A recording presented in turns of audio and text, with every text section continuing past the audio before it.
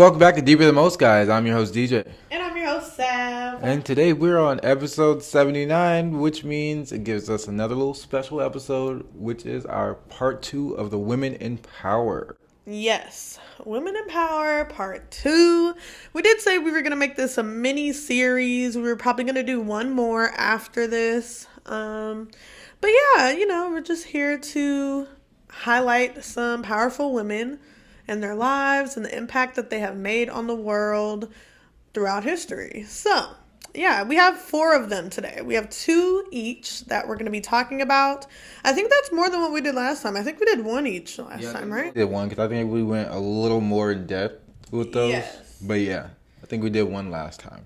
So it's only right that our third Women in Power segment, we do 3 each, and it'd be 6. Before we move forward, we have been slacking on the uploads, not only just last week, you guys, but the past couple months. Life has been lifing and doing its thing, and both of us, individually and collaboratively, we have been going through the works. So yeah, there's just like a lot of things behind the scenes with life. Life is just insane. So you never know like what life will throw at you and what's ahead, what's next. You just never know what's peeking around the corner. But with that being said, we hope you guys had a good Turkey Day. I don't personally celebrate the holiday itself just because of what it represents, but everybody likes to eat good, so hopefully you ate good. And if you don't know the history of the holiday, look into it, learn something. Come on, guys. Maybe we could do an episode on that for like Thanksgiving next year. We can do like a Thanksgiving episode about the history of Turkey Day. We really should, because a lot of people don't know. But before we get into these wonderful women in power, and we do have a couple of dose of the most for today, we just want to let you know how you can support the show. First off, you can follow us on Instagram at Deeper Than Most PC, and the PC stands for podcast, of course.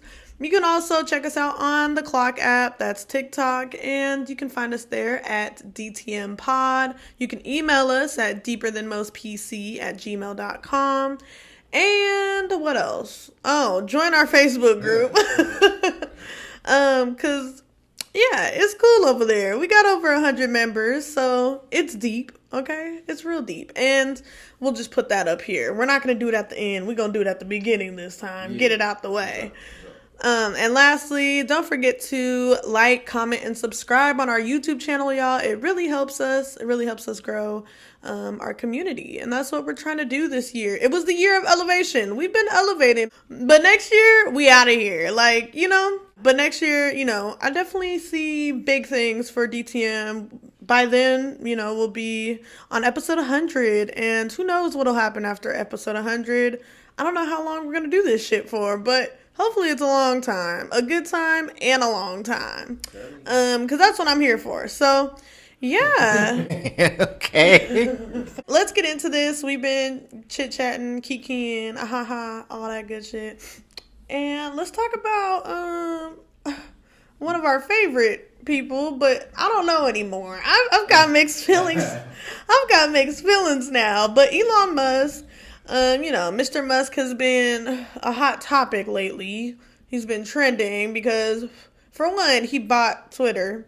And that's just like a whole episode on its own. That's like a whole topic. But he bought Twitter, and it's just been downhill from there. And now he's making cuts. Elon Musk is considering new layoffs that would target the company's sales and partnership teams. And this is referring to Twitter. This would be his second round of layoffs since he bought the company back in October. And that's October of this year. And boy, when I tell you he bought that shit and he just started letting people go, he let go of like half the staff of Twitter. Yeah. Before, and that was like as soon as he bought the shit. Yeah. Like he was like, you can go, stay, go. Yeah. Before layoffs even began, hundreds of Twitter employees resigned because they did not support Elon's plan for the social site. And I think we mentioned this once before, maybe not. He was planning on making everybody have access to verified accounts through payment. So anybody could have that blue check. Anybody could be verified if they pay a fee. So that has many issues in its own right. What else? Honestly, it's Elon just been kicking up a lot of dust, and I don't know, man. It's a scary time we live in. So, hey, it might not be Twitter anymore. It might be some other shit. You know, Facebook is doing Meta. Who knows what Twitter is gonna come up with? So, Honestly. in other news, NASA is doing some cool shit, and we're going from moon landing to moon living. Wait, before we get into this though, like, does this whole Twitter shit with Elon like change your perspective on him? Because me, for one, I'm personally not riding for little Mr. Musk the way that I was before finding this shit out. Because I don't know. If you've been with us for a while, you've been a cosmonite, you've been up in the stars with us for the past year, you would know that we have pretty much been like supportive and been not necessarily fans, but yeah, we don't have like disdain towards Elon Musk. But now I'm starting to question all the praise we gave him at the beginning of the year and last year. Well, I can't say I'm surprised. I mean, he's rich, and rich people do stupid things all the time. But for me, looking at this whole Twitter situation, it's just it's a matter of time before shit gets out of hand. And I'm just trying to see how it's going to play out and what's going to happen with it. So I'm not really on the other side of the fence. I mean, by all means, you do what you have to do to, make things happen the way they have to happen. But it's just going to be interesting to see how this all goes down. So I would say no, it doesn't really change my perspective. I'm just intrigued to see where this goes. Okay, so you still riding for Musk? Oh, for sure. I mean, he may be a piece of shit, but like everybody is though. Yeah, that's true. So, in other news, NASA, the moon, and us living there. Howard Hughes, the head of the U.S. agency's Orion lunar spacecraft program, said humans could be active on the moon for durations. And that's in quotations, durations. So like couple weeks, couple days, couple months, like that. Yeah, kind of like that. Before 2030. Oh, that's in our lifetime. That's in the next, like, less than a decade away. With habitats to live in and rovers to support their work. He goes on to say, we are going to be sending people down to the surface, and they are going to be living on that surface and doing science. Oh, so it ain't just anybody. That's crazy because all this time we've been, like, ranting and raving about, like, living on Mars and haven't even brought focus to the fact that they've been working on getting us to the moon as well. Like, not just for a moon landing, but for more. Well, see, there's a couple of different things that are in circulation out there. So apparently, they're doing this so they can get closer to Mars. Like, if they were to live on the moon and go to the moon, it'd be easier for them and faster for them to get to Mars that way. True. And also, they're doing other experiments too, like a space hotels in the talks. Like, there's so many different things that are being talked about. So I don't know. We'll just have to see where it goes. NASA's Artemis 1, the most powerful space rocket in history, is finally on course for the moon after lifting off from Florida early on Wednesday, November 14th of this year. No astronauts are aboard the Artemis 1 test flight, but it does contain 3 mannequins and a Snoopy soft toy, gauging radiation levels and testing new life preservation systems and equipment designed for the next generation of long-duration human spaceflight. In short, they tested it out to see how long we're going to be there and if we can survive up there. My thing is Snoopy. Why with like NASA and space missions, they always make it a point to have some cute little weird thing about it. Like a Snoopy stuffed animal. One time they had a monkey. Another time they had a dog. Like, they just be having just random shit they be sending to Earth. Hello. We are on Earth. But random shit that they be sending just like off the planet. I don't know. It's just weird. Do you ever notice that? The first theory is the reason they even sent a Snoopy toy in the first place is because they did send a dog that one time, and we all saw how that worked out. And for them sending a monkey, I mean, I guess monkeys are like the next best thing to a human, so they want to test that out to see how that works. But they oftentimes use animals, especially ones that are capable of our mental capacity or more, and send them because they have a better chance of coming back with certain research that they're looking for or whatever, whatever. But yeah, I think it was a good idea for them to send a stuffed toy this time instead of a real animal. And before we hop into these wonderful women in power, don't mind, if you're watching this on YouTube, don't mind my hair. It's a retwist day. And that's all I gotta say about it. So we're going to get into these women in power, and the first one is Oprah. You know, you get a car, you get a car, you get a car. Yeah, about that. She got in so much trouble for that. For real? Yeah, because I never knew that. Because the people had to pay so much taxes on after receiving the cars and shit. So it was just a whole thing. Oprah Winfrey. She was the first Black American woman to own her own production company. She was nominated for an Academy Award in her first movie, The Color Purple. Which I still have not seen, by the way. A masterpiece of a movie. You have to see it. I know. One day. Oprah's show premiered in January 1984, and in less than a year, moved from the bottom of the rankings to become the most watched and highest rated talk show in Chicago. Winfrey's open, warm-hearted personal style and ability to connect with audiences was able to attract a much higher viewership than any other show at the time. Yeah, Oprah was really doing her thing, and she paved the way for a lot of the talk shows that we have today. And the talk shows that we have today don't even compare to anything of Oprah's time, or probably even before that. But yeah, Oprah, everybody knows Oprah. Oprah's just one of those ones. Like, you just know the show. You know her through the show. Kind of like Ellen. Not in the way of like the things that Ellen does, but just her success and notoriety. Right. Oprah cool though. Like, the Oprah Winfrey Show ran for 4,562 episodes from September 8th, 1986 to May 25th, 2011. It's still one of the longest running daytime TV talk shows in history. You know what ain't though? Tyra Banks' little talk show. I don't even remember that. I remember it only because of this one episode where she pretended to be homeless for a day. Let's just say that shit was embarrassing. Bad for the track record, sis. In 2016 through 2017, she starred in and produced the TV series Greenleaf. And I don't know if anybody's familiar, but I remember watching the first couple of seasons, and now that shit got 6 seasons? Oh yeah, I think 8 now. Jesus. But yeah, I too watched the first couple of seasons. I think when it first came out, and it was really good. But yeah, they just started pumping out more seasons, and I got lost in the sauce. I had to give up. I was too far behind. Yeah. She produced Greenleaf and the TV movie The Immortal Life of Henrietta Lacks. Oprah also created her own magazine, which is called O Magazine, and is aimed to encourage young, confident, and intelligent women to reach for their dreams, express their individual style, and make wise choices. Cute.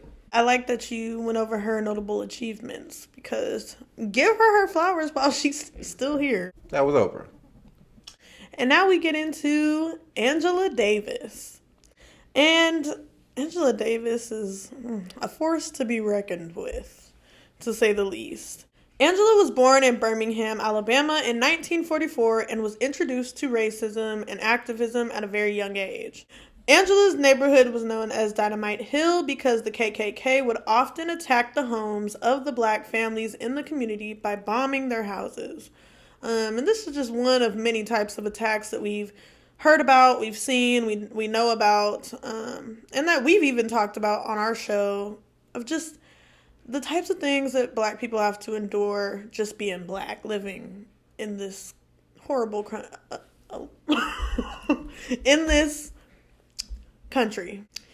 Angela earned a scholarship to study French literature at Brandy University in Massachusetts. After graduation, she studied in Germany and completed a PhD in philosophy.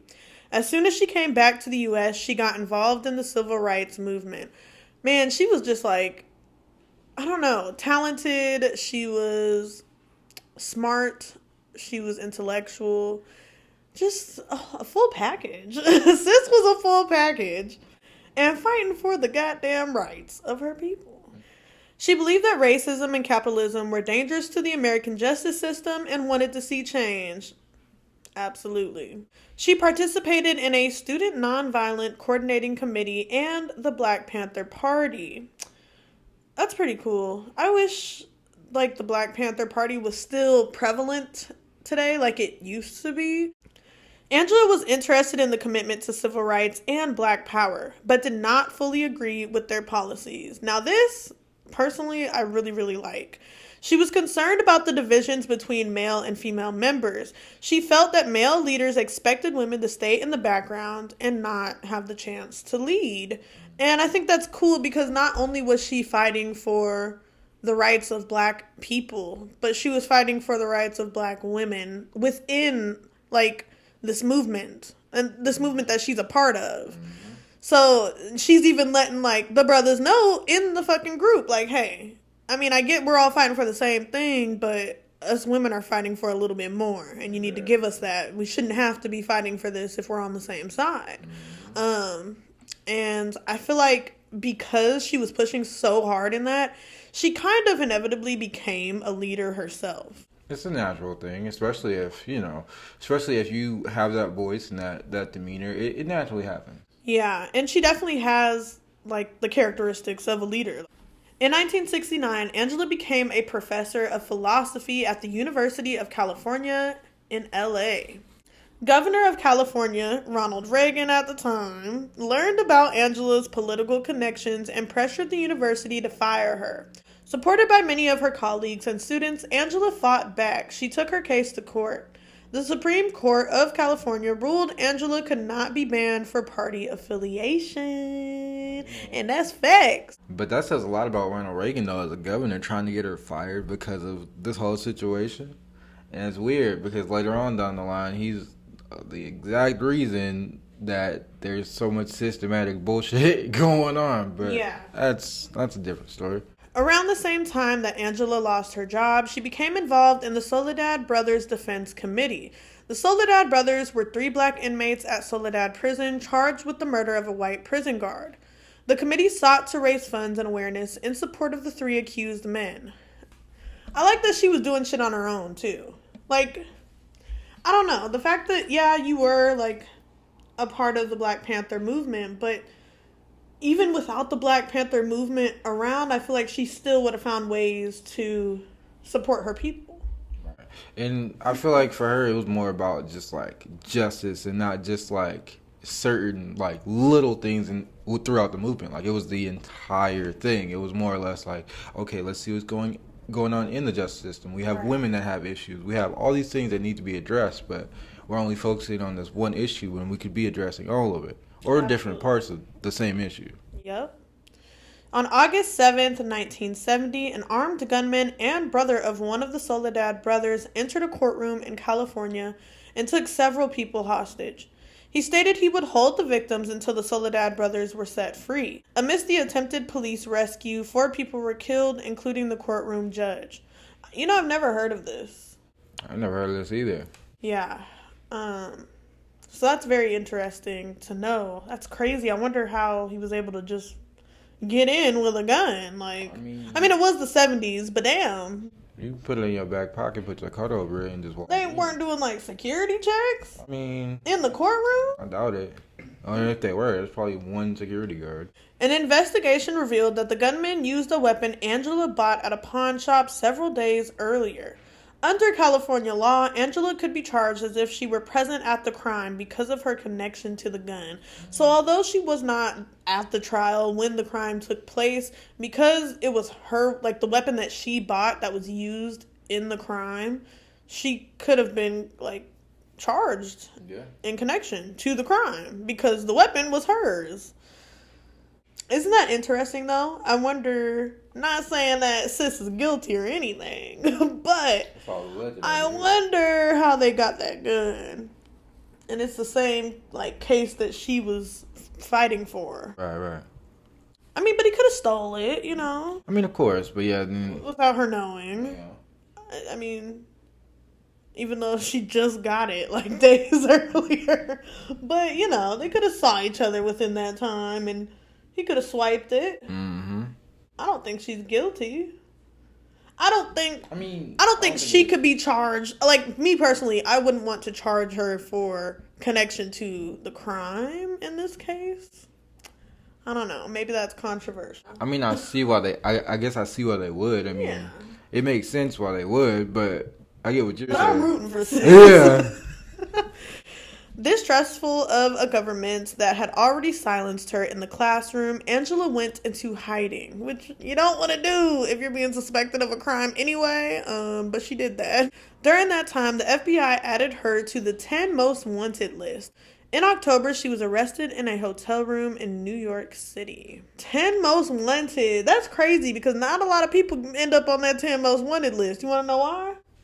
Because they be done got their heads. 10 motherfuckers make it on that list. And I love, like, Angela's look is so prominent to the 70s, too. Like, she rocked this beautiful, like, big natural fro all the time. Like, natural face or just light makeup and just, the 70s look. I don't know, the 70s, their fashion was it. But, yeah, that was Angela Davis. And she's really done a lot for, I mean, not only the Black Panther Party, but just for Black people in general and women, Black women. Also, yes, Angela is still alive to this day, and hopefully she stays kicking for a while. But yeah, that's Angela Davis. And along with the Black Panther Party, we are going to send you out to our sponsor, and we will see you soon. Have you heard about Anchor? It's the easiest way to make a podcast. It's free and easy to use. It has creation tools that allow for recording and editing straight from your phone or computer. This means you can view your listener count, upload vidcasts, and personalize your show, making it the best user experience around. Anchor will distribute your podcast for you to Spotify, Apple Podcasts, and so many more, making it so you don't have to do it individually. You can even monetize the podcast without minimum listenership. Anchor has all the tools to make a podcast in one place, like adding files, sound effects, and audience messages. So download Anchor today at anchor.fm, and that's anchor.fm, ANCHOR.fm. So what are you doing? Start your own podcast now. And we're back. On to the rest of our women in power. So, our next woman in power is a woman by the name of Agnodice. Agnodice was the first woman doctor of Athens in ancient Greece, whose story has been held tight by midwives for millennia. In ancient Greece, women had been completely blocked from studying, let alone practicing medicine, which included the somewhat mysterious witchery of mid-wifery. And for those of you who don't know what midwifery is, it's basically just helping a woman along her pregnancy. And I think today a midwife is often referred to as a doula. Yes, but some people do still refer to them as midwives. Right. According to the legend, Agnodice entered medicine some 2,000 years ago by dressing as a man to circumvent the restrictions of her gender. In order to gain the trust of her female patients, she would undress enough to prove to her prospect patients that she was indeed a woman. As her reputation grew, she quickly became the most in-demand physician of ancient Greece. Agnodice did not back down, and she was victorious in her case. Oh, actually, damn. I see the part that I skipped. But the part that I missed there is she ended up getting tried and going to court for this, and she didn't back down, and she was victorious in her case. And after her trial, women in ancient Greece were allowed back into the dominion of midwifery. Wow, that was cool. That was really interesting, actually. I like that. Our last woman in power is a very powerful woman. And not the type that you want to get on their bad side. Honestly, with her, you ain't even got to be on her bad side to catch the flag. We're going to be talking about Empress Wu Zetian. So I'm going to get into her backstory and then the impact that she had. What? Here we go with this shit. She was born in 624 CE, which I think is like Christ encrusted. She was born in 624 CE and died 705 CE. So basically before the 1000s. Basically. And also I just found out the fact that the reason people use AD or BC is to kind of denote the whole Christianity thing, but it's still, yeah. And she was formerly referred to as Wu Zi. you know, before Empress Wu. She was born into a prosperous and wealthy family. Damn, it must be nice. Her father was Wu Shihu. Wu Shihu? Her father was Wu Shihu, who was a chancellor. And the chancellor is basically a legal official. I don't know if that's necessarily like a lawyer or just a clerk type of person. I don't know. I think it is a clergy or a court person. I know they're not like, I don't know. And this was during the early Tang dynasty, which was considered the golden ages in China. Wu was well educated and skilled in music, history, and politics. Oh yeah, this girl, she was impressive. But she would also write poetry and calligraphy. She became a concubine to a few men until she became an empress to one in 655. Her reign began in 6090 until 705 when she passed away. And the whole like concubine thing, you know, they had like many women, the men had like many women around, and you kind of just had to like, there was a ranking system almost, like you had to work your way to the top, and the main chick would be the empress technically, and then the side chicks are like just there for fun and games. But she was there for fun and games until she said, "That I'm more than this." But the way she became an empress is dirty as fuck. I ain't surprised. Yeah. So now we're going to get into her impact and kind of how she was able to even create an impact. Because this royalty was not just like allotted to her just because, like, she wasn't born into royalty. She was just born into wealth. But she stole the royalty crown. And we'll get into that. She was the first and only woman emperor of China with her exceptional intelligence, extraordinary competence in politics, and ambition. She ruled as the quote-unquote holy divine emperor of the second Zhao dynasty. And this was from 690 to 705, which lasted about 15 years. Her political leadership is recognized and is comparable in some ways to other notable women in later periods of history, such as Joan of Arc, Queen Elizabeth I, and Catherine the Great, all some badass women. She has a strong reputation of being one of the most cruel rulers in Chinese history. Stories highlight that it was not fun being her rival. But like we mentioned earlier, you didn't really even have to be her rival to catch the wrath. Chinese history paints Empress Wu as a demonic woman who connived her way to power through murder and deceit. Historians at the time claimed that she killed her sister, butchered her elder brothers, murdered the ruler, and poisoned her own mother. Don't know why she had to do all that to become empress, but it worked. In her ascent to power, Wu eliminated her direct competition, aka the main chick, Empress Wang, and Lady Zhao, I believe, which was another concubine of Gozong, who was her man, basically. It was everybody's man, pretty much. Apparently, Wu killed her own infant daughter and blamed the murder on Empress Wang. But it gets crazier because Gozong believed her and basically punished Empress Wang and I think Lady Zhao as well. I don't know if he killed them or what, but had them killed. But anyways, they were long gone, out the picture. She ain't got to worry about them no more. She eliminated them. And that's when she was promoted to Empress. She got what she wanted, but damn, how many lives did you have to take to get there? Is it worth it? I mean, I guess it is, because now she's in history, too. Your own daughter? Crazy. A baby? It was an infant. Lastly, while in power, she created her own dynasty known as the Zhao dynasty, which is kind of what we mentioned earlier in talking about her impact. So the Zhao dynasty was her dynasty. And she actually was a very good ruler, and yeah, it was like one of the best times that China had in history. That's interesting. Now it's cool though, because you don't really hear about these type of like women. You know what I mean? You just hear about all the guys like Genghis Khan and Whoopty Wop, all these other guys. But those were our women in power, and that brings us to our wiggity wind down. And today we only have two. So the first one reads, "Which woman in power was your favorite to discuss today?" For me, Angela Davis. Yeah, I'm gonna go with Angela Davis on this too. Yeah. It's always nice seeing that aspect of a party that you weren't a part of, but your history lies in. So it's nice. Mm-hmm. Second wind down is: do you think women serve as better rulers, political figures, etc., than men, and why? So, if I were to answer, I would say in many aspects, yes, and in other aspects, no.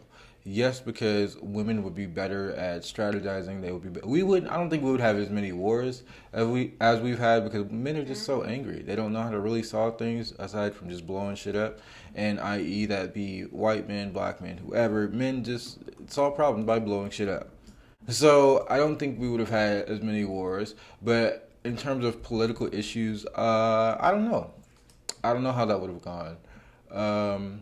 But from the women of the past and the things that I've seen and the things that have happened, I think women could do the job better than men. I agree. Women definitely serve as better rulers. I also think they serve as better political figures as well because women have always gotten like the ass end of the stick, as well as like minority groups, but just on a take the race and culture out of it, like women get the ass end of the stick. So if you're a minority woman, you have the ass of the stick 2 times.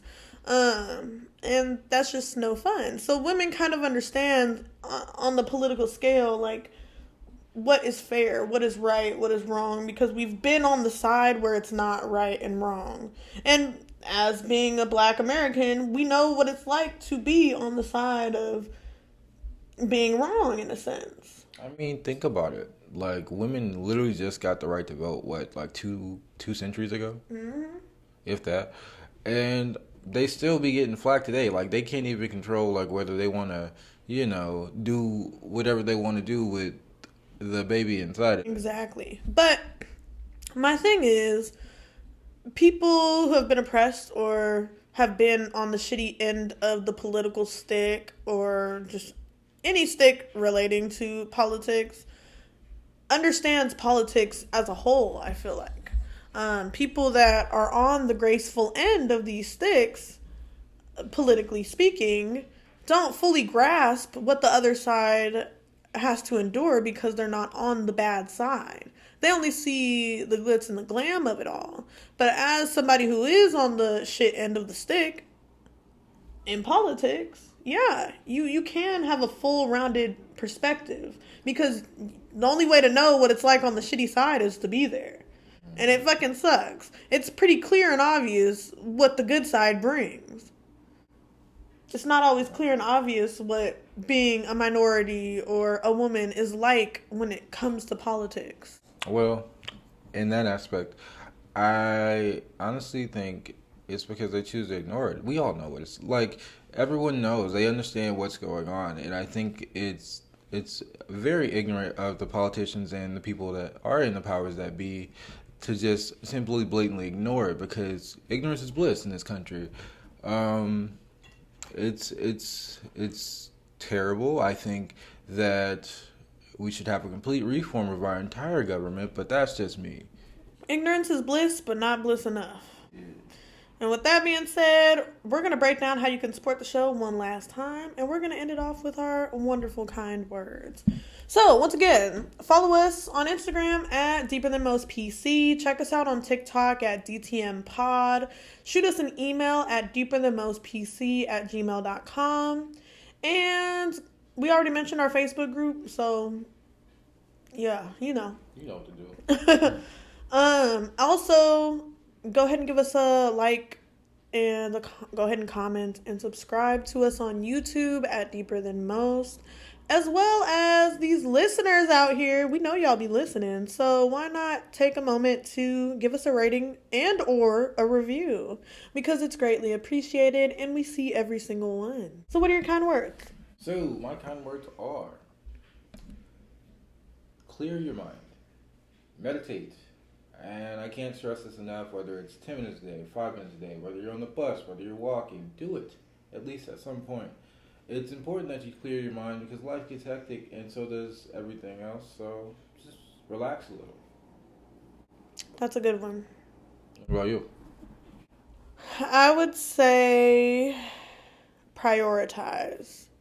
Prioritize your life, prioritize the people in your life, prioritize your habits, your hobbies, your skills, your failures. Prioritize everything in your life. As an adult, having your priorities in order is key. It's important. So, in order to stay afloat and to function in the society to whatever capacity you're able to, try to prioritize your life. I can definitely agree. Priorities are a must. Sit down and make a list if you need to. Weigh out the pros and cons of putting one priority in front of another. That's just a little nugget. Because, man, growing up, my dad would always be like, you need to get your priorities straight whenever I'd get in trouble. And now I know. Damn, bitch, you gotta get your priorities in check. All that shit that Pops was preaching back in the day, yeah, he wasn't just saying that shit just to say it. I mean, he knows a little something. I mean, so gotta give credit where it's due, I guess. That's how it be, man. And that's the beauty of like being alive and shit, and living life.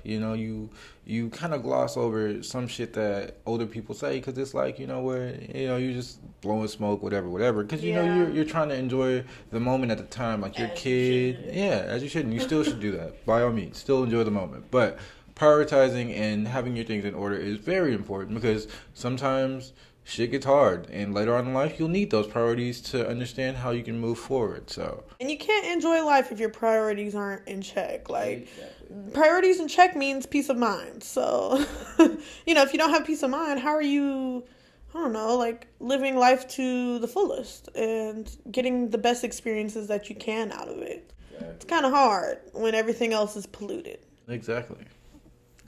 And with all that being said, this has been episode 79, Women in Power Part 2. I've been your host, DJ. And I've been your host, Sav. Stay light, stay bright, stay positive. Also, catch us next week on Deeper Than Most.